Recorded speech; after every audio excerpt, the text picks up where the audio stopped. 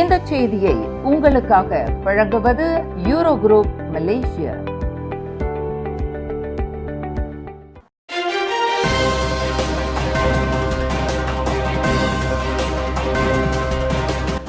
வணக்கம். திசைகளின் 10 மணி செய்திகள். ஊழலை ஒழிக்க கைது மட்டும் போதாது, தடுப்பும் விழிப்புணர்வும் அவசியம். SPRM தலைமை ஆணையர். ஊழல் குற்றங்களை தடுப்பது என்பது குற்றம் நிகழ்ந்த பின்னர் நடவடிக்கை எடுப்பதுடன் முடிந்துவிடக் கூடாது என மலேசிய ஊழல் தடுப்பு ஆணையமான SPRM-இன் தலைமை ஆணையர் டத்தோஸ்ரீ அப்துல் அலீம் அமான் வலியுறுத்தியுள்ளார். ஊழலை தடுப்பதில் தடுப்பு நடவடிக்கைகள் மற்றும் மக்கள் கல்விக்கும் தொடர்ந்து முக்கியத்துவம் அளிக்க வேண்டும் என்றும் அதன் மூலமே ஊழல் ஒழிப்பு நடவடிக்கையை முழுமையாக முன்னெடுக்க முடியும் என்றும் அவர் கூறினார். SPRM அதிகாரிகள் நடவடிக்கைகளில் உறுதியுடனும் முடிவுகளில் நியாயத்துடனும் அனைத்து சூழ்நிலைகளிலும் தனிப்பட்ட விருப்பங்கள், அழுத்தங்கள் அல்லது எந்த தரப்பினரின் செல்வாக்குக்கும் இடம் அளிக்காமல் தங்களுக்கு வழங்கப்பட்ட பொறுப்பை அதிகாரிகள் நிறைவேற்ற வேண்டும் என்றும் அவர் தெரிவித்தார். இதனிடையே சரவா மாநில SPRM-இன் செயல்பாடுகள், மக்கள் கல்வி முயற்சிகள் மற்றும் நிர்வாகம் தொடர்பான முன்னேற்றங்கள் குறித்து இன்று கூச்சேங்கில் டத்தோஸ்ரீ அப்துல் அலி அமானுக்கு விளக்கம் அளிக்கப்பட்டது. புற ஊதா கதிர்வீச்சு அதிகமாக இருக்கும் காலை 11 மணி முதல் மாலை 4 மணி வரையிலான நேரத்தில் பொதுமக்கள் வெளிப்புற நடவடிக்கைகளை குறைத்துக் கொள்ள வேண்டும் என துணை பிரதமர் Datuk Seri doctor Ahmad Zahid Hamidi அறிவுறுத்தியுள்ளார். தென்மேற்கு பருவமழை செப்டம்பர் வரை நீடிக்கும் என எதிர்பார்க்கப்படும் நிலையில் வெப்பமான வானிலை, குறைந்த மழைப்பொழிவு மற்றும் தெளிவான வானம் காரணமாக குழந்தைகள், முதியோர் மற்றும் வெளிப்புறங்களில் பணிபுரிவோர் கூடுதல் கவனம் செலுத்த வேண்டும் என அவர் கேட்டுக் கொண்டார். வெளியே செல்ல வேண்டியிருந்தால் SPF 30 அல்லது அதற்கு மேற்பட்ட சூரிய கதிர் தடுப்பு கிரீமை பயன்படுத்துவதுடன் பொருத்தமான ஆடைகள், தொப்பி மற்றும் புற ஊதா கதிர் பாதுகாப்பு கண்ணாடிகளை அணிய வேண்டும் என்றும் அவர் கூறினார். மேலும் போதுமான அளவு தண்ணீர் அருந்தி வானிலை குறித்த மலேசிய வானிலை ஆய்வுத்துறையின் அறிவுறுத்தல்களை பின்பற்றுமாறும் ஜாஹிட் வலியுறுத்தினார். நீண்ட நேரம் வெயிலில் இருப்பதால் ஏற்படும் ஆபத்துகளை பொதுமக்கள் அலட்சியப்படுத்தக்கூடாது என்றும் துணை பிரதமர் எச்சரித்தார்.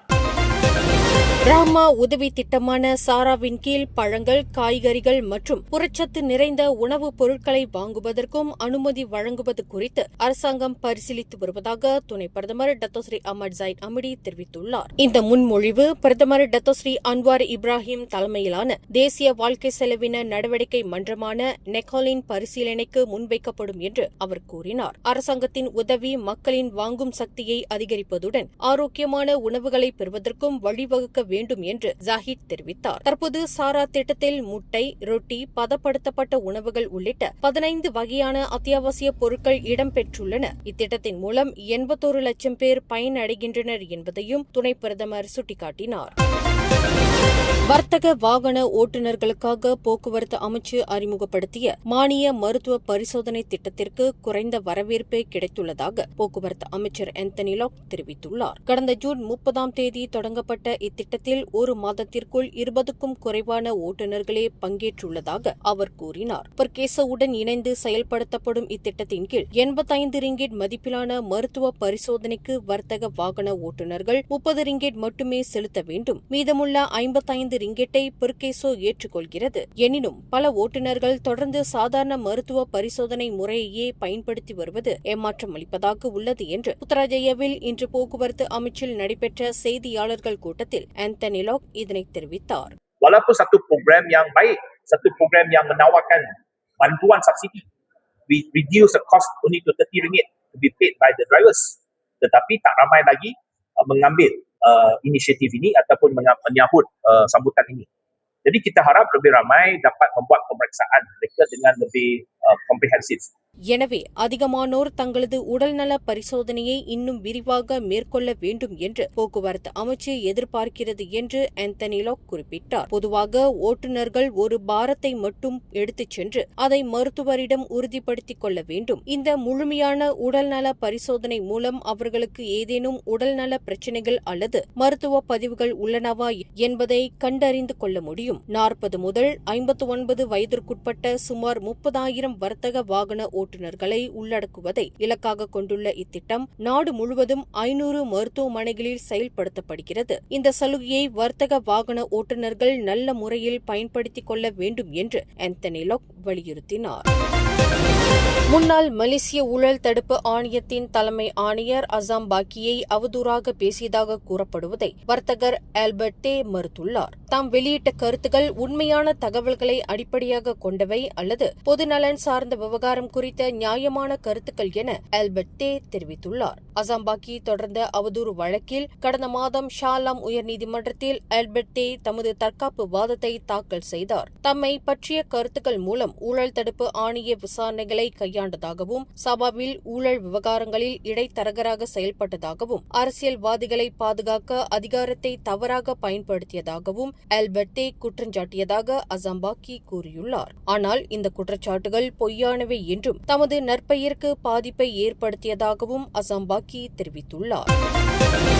10 ஆண்டுகள் செல்லுபடியாகும் மலேசிய கடப்பிதழ்கள் வழக்கம் போல் தொடர்ந்து வழங்கப்படும் என குடிநுழைவுத்துறை தலைமை இயக்குநர் டத்தோ ஜக்கரியா ஷாபான் தெரிவித்துள்ளார். 10 ஆண்டுகளுக்கான கடப்பிதழ் வழங்கும் நடைமுறையில் எந்த மாற்றமும் செய்யப்படவில்லை என்றும் தகுதியுடைய மலேசியர்கள் வழக்கமான நடைமுறையின் அடிப்படையில் கடப்பிதழ்களுக்கு விண்ணப்பிக்கலாம் என்றும் அவர் கூறியுள்ளார். கடப்பிதழ் தொடர்பான நடைமுறைகளில் மாற்றம் ஏற்பட்டுள்ளதாக சமூக ஊடகங்களில் வெளியாகும் தகவல்களை பொதுமக்கள் நம்ப வேண்டாம் என்றும் அவர் அறிவுறுத்தியுள்ளார். மேலும் கடப்பிதழ் விண்ணப்பம் மற்றும் புதுப்பிப்பு தொடர்பான அதிகாரப்பூர்வ தகவல்களுக்கு குடிநுழைவுத்துறையின் அதிகாரப்பூர்வ வழிமுறைகளை பின்பற்றுமாறும் டத்தோ ஜக்கரியா கேட்டுக் கொண்டுள்ளார்.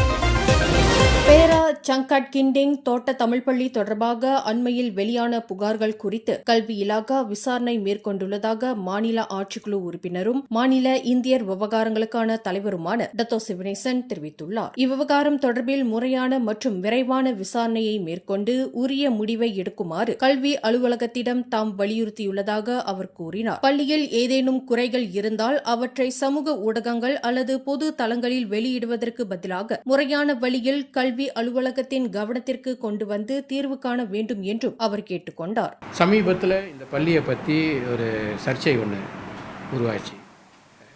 என்னவென்றால் அந்த ஒரு குறிப்பிட்ட ஒரு ஆசிரியருக்கும் தலைமை ஆசிரியருக்கும் அது பகடி செய்வது, ப்ரெஷர் கொடுக்கறது, அந்த மாதிரி புகார் ஒரு பத்திரிக்கையில் ஒரு தமிழ் நாளிதழில் வந்துச்சு.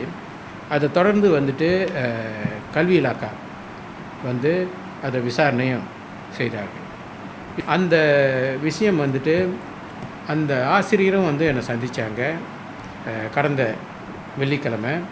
அவர்களுக்கு நான் சொன்ன ஆலோசனையெல்லாம் இனிமேல் போஸ்டிங்லாம் எதுவும் போடாதீங்க, நீங்கள் முறைப்படி புகார் செய்யுங்க கல்வி இலாக்கா கிட்ட, அவங்க விசாரிப்பாங்கன்னு சொல்லி நானும் கல்வி இலாக்காவுக்கு ஒரு கடிதம் போட்டிருந்தேன். இது மிக மிக சீரியஸான ஒரு விஷயம். இதை கல்வி இலாக்கா உடனடியாக விசாரிக்கணும், அதற்கு ஒரு தக்க முடிவு கல்வி இலாக்கா எடுக்கணும் அப்படின்ட்டு.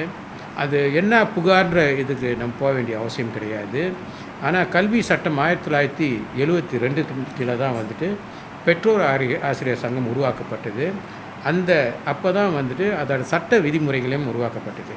பெற்றோர் ஆசிரியர் சங்கம் பெற்றோர்களுக்கும் பள்ளி நிர்வாகத்திற்கும் இடையே பாலமாக செயல்பட வேண்டும் என்றும் மாணவர்களின் கல்வி மற்றும் பள்ளியின் வளர்ச்சிக்கு முழுமையான ஒத்துழைப்பை வழங்க வேண்டும் என்றும் டத்தோ சிவனேசன் வலியுறுத்தினார். கல்வி இலாகாவின் நடவடிக்கையின் அடிப்படையில் சம்பந்தப்பட்ட ஆசிரியர் அருகிலுள்ள மற்றொரு தமிழ் பள்ளிக்கு மாற்றப்பட்டுள்ளதாகவும் அங்கு 100க்கும் மேற்பட்ட மாணவர்களுக்கு அமைதியான சூழலில் தொடர்ந்து கல்வி பணியை மேற்கொள்வார் என எதிர்பார்ப்பதாகவும் அவர் தெரிவித்தார். இதனிடையே சங்காட் கிண்டிங் தோட்ட தமிழ் பள்ளியின் தலைமை ஆசிரியரும் ஆசிரியர்களும் நல்ல ஒத்துழைப்புடன் செயல்பட்டு வருவதாகவும் பெற்றோர் ஆசிரியர் சங்கத்துடனும் நல்ல உறவு நிலவி வருவதாகவும் அவர் கூறினார். பிரதமர் தொகுதியில் அமைந்துள்ள இப்பள்ளியின் வளர்ச்சிக்காக அரசாங்கம் பல்வேறு வசதிகளை ஏற்படுத்தி வருவதாகவும் பள்ளிக்கு தேவையான நிலம் தொடர்பில் பிரதமரின் ஆதரவு கிடைத்துள்ளதாகவும் அவர் தெரிவித்தார். மேலும் மாநில அரசாங்கத்திடமிருந்து இதுவரை நிதி பெறாத இப்பள்ளிக்கு அதன் தேவைகளை கருத்தில் கொண்டு 23,000 ரிங்கேட் நிதி வழங்க வழங்கப்படுவதாகவும் டத்தோ சிவனேசன் அறிவித்தார்.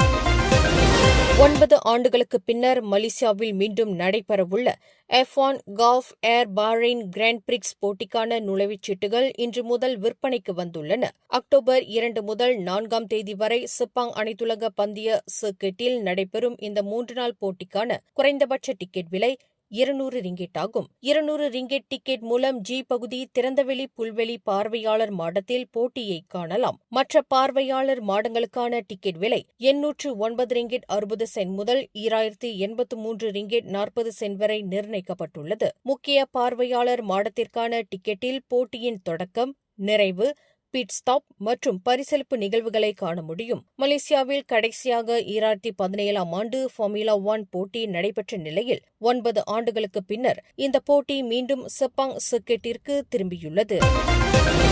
சிலாங்கூரில் எந்தவொரு சட்டமன்ற உறுப்பினரும் தமது தொகுதி பதவியை இழக்கப் போவதில்லை என சிலாங்கூர் சட்டமன்ற சபாநாயகர் லவ் வெங்சான் உறுதிப்படுத்தியுள்ளார். ஆகஸ்ட் 10 தேதி வரை மேற்கொள்ளப்பட்ட விரிவான ஆய்வில் அனைத்து சட்டமன்ற உறுப்பினர்களும் பரிசோதிக்கப்பட்டதாகவும் யாரும் தங்களது பதவியை காலி செய்ய வேண்டிய நிலை ஏற்படவில்லை என்றும் அவர் கூறினார். முன்னதாக சிலாங்கூர் சட்டமன்ற உறுப்பினர் ஒருவருக்கு எதிராக திவால் உத்தரவு பிறப்பிக்கப்பட்டதைத் தொடர்ந்து இடைத்தேர்தல் நடைபெறலாம் என தகவல்கள் வெளியாகின. எனினும் பின்னர் உயர்நீதிமன்றம் அந்த உத்தரவை ரத்து செய்தது. இதனிடையே சட்டமன்ற கூட்டங்களில் அடிக்கடி கலந்து கொள்ளாத உறுப்பினர்களின் பட்டியல் சமூக ஊடகங்களில் வெளியிடப்படும் என்றும் லவ் தெரிவித்தார். சட்டமன்ற கூட்டங்கள் ஆண்டுக்கு சுமார் 3 முறை மட்டுமே நடைபெறுவதால் உறுப்பினர்கள் தங்களது வருகைக்கு முன்னுரிமை அளிக்க வேண்டும் என்றும் அவர் வலியுறுத்தினார். மேலும் சட்டமன்ற உறுப்பினர்களுக்கு காலை அமர்வுக்கு 200 ரிங்கெட்டும் பிற்பகல் அமர்வுக்கு 150 ரிங்கெட்டும் வருகைப்படி வழங்கப்படுவதாகவும் லவ் உறுதிப்படுத்தினார்.